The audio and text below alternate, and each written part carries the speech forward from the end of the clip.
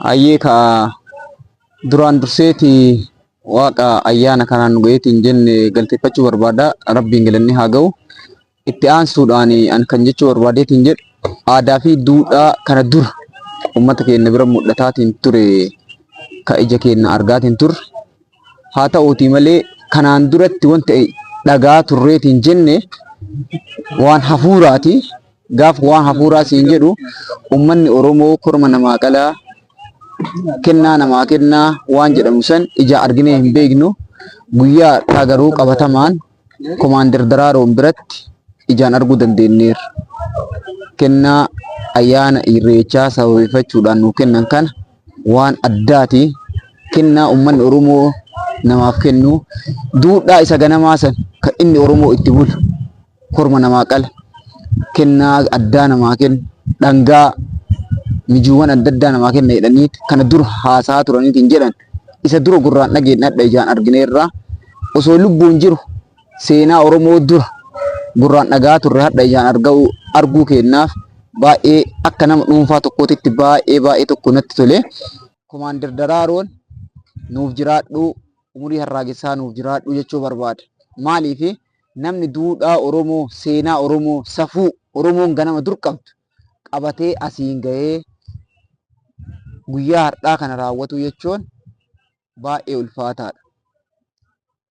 Aadaa isa ganama badisan deebisaaranii akkuma kanaan dur seenaa ija jaameetiin jedhe ija godhaniiranii nuttis dhaloota lafaa dhufaa kanatti ija godhaniiran.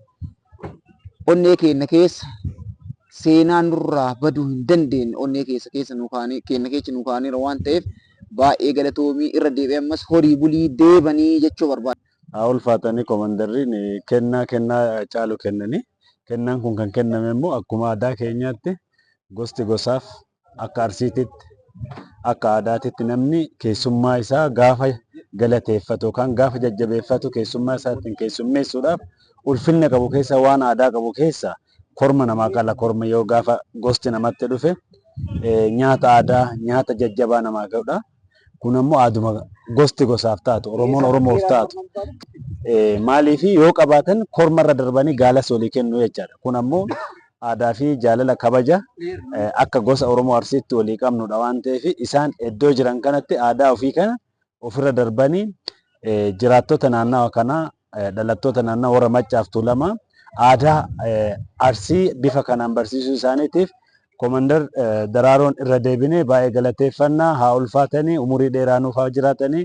Ayyaan hunda dura hunda saba Oromoo saba guddicha gaanfa Afrikaa kana guyyaa kabaja ayyaana irreechaa kahara Finfinneedhaa miira bareedaan miira obbolummaatiin miira obbolittummaadhaan kabajinee kabaja irreecha hara Finfinnee hara Bishooftuudhaatiif yookaan hara sadiidhaaf gaafa dhufnu namni jabaan kabajamaan ilmi Oromoo keessatti kan Arsii ta'e aadaa keenya ganamaa duudhaa keenya ganamaa maalummaa keenya ganamaa fakkeenyummaa isa dur ture waan Oromoota kaleessa namoota seenaadhaan beekaman jajjaboo akka sabaatti nuti qabnu hambaa kan ta'an kan akka Jeneraal Waaqoo Guutuu, Abdiisaa Aagaa, Abishee Garbaa fakkeenya sabummaadhaa nama ta'e akka sabaatti wal qabnaa. Wanna nuti qabnu kana dhuftanii ayyaanni kun ayyaana keenya ayyaana sabaati akka sabaatti wal wajjin kabajuu qabna. Namni isin qabdan isin jedhee akkanatti bifa kana asitti nu waamee nu affeeruu isaaniitiif dursa maqaa saba guddaa kanaatiin maqaa saba kabajaatiin kabajamaa nu jiraadhaa ulfaadhaa jechuun isaaniin barbaada. Gaafa sabaaf taatu gaafa ilma sabaa taatu gaafa sabaa dhalattu Arsii taatee Shawaa taata Shawaa taatee Wallagga taata Wallagga taatee Iluu taata Wallagga taatee Jimma taata jechuudha. Kanuma heeban taatee godina Arsii lixaa ta'uun waan guddaadha. Jarraa kana keessa namni abbaa ofii irra taree maatii isaa irra taree gosa isaa irra taree iddoo biraatti arguun baay'ee ulfaataadha. Garuu har'a wanni nu agarre fakkeenyummaa guddaa waan saba kana barsiisu waan godina Arsii guutuudhaaf fakkeenya ta'u. Ilmaan godina Arsiitti dhalatan hedduun isaanii magaalaa keessa jiraachuu danda'u naannoo kan keessa jiraachuu danda'u. Isa kana nuti fudhannee akka nama waa qabsiisuutti qabsiisnee dhaloota barsiisuun duratti haa waajiba ta'u waan jedhu kanan qaba. Fakkeenyummaa isaanii yoo danda'ame addunyaadhaaf balballoomsuudha. Oromoota biraan gahuudha. Yoo xinnaate Oromoota biraan geenye Oromoon ganamaa har'allee jira.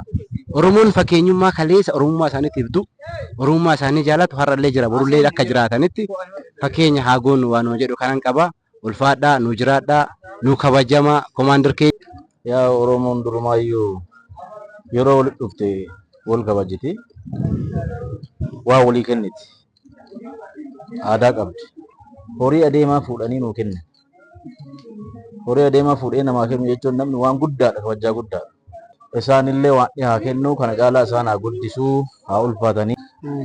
Duraan dursee guyyaa ayyaana kabajamaa ayyaana irreechaa ayyaana ulfaataa kanaan kan ba'e galanni ulfinni kan isaa ta'u jechaatti itti aansuudhaan simannaan Commander nu simatan simannaa gammachuu daangaa hin qabne fi armaan durallee hoggaa kanallee akkanatti nu simataa kan turan ammas marroo lammaffaaf simannaa darbee san caalee argamu nu simatanii maatii fi hojii ollaa fi hojiin nu simatanii iddoon karaa daandii gadhiifnee bannee soqanii fidanii akka nu simachuuf gammachuu daran gammachuu daangaa hin qabne dhagamaa jechuun barbaada.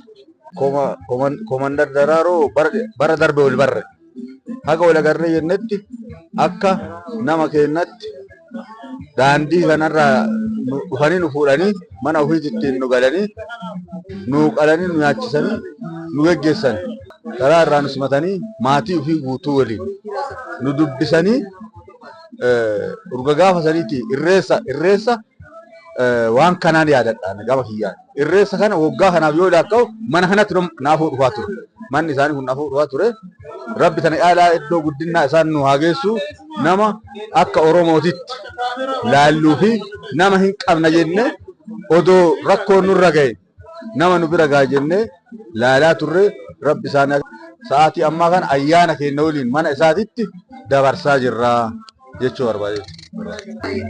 Commander Daraaroo Bulloo ayyaana irreechaatiif iddoo olaanaa kennanii uummata isaa uummata Oromoo bahaadhiyaa kaabaa kibbaa dhufeef waan kaleessa seenaan dhagaa turre qabatamaan Oromoon kaleessa korma wali qalee wal fala anaa dhufuu baga geettan jedhanii maseena nuuf qaluu isaaniitiif dhugaa dubbachuuf namni irraanfata garuu seenaan hin irraanfatu. Isaan qofa osoo hin taane maatii isaa hunda osoo isaan fedhiin isaanii uummata isaaniitiif jaalala qabaachuu baatanii kophaa isaanii godhuu dhabuu danda'an. Kanaaf maatii isaanii guutuu wajjin ulfaatanii nurra haa bulanii.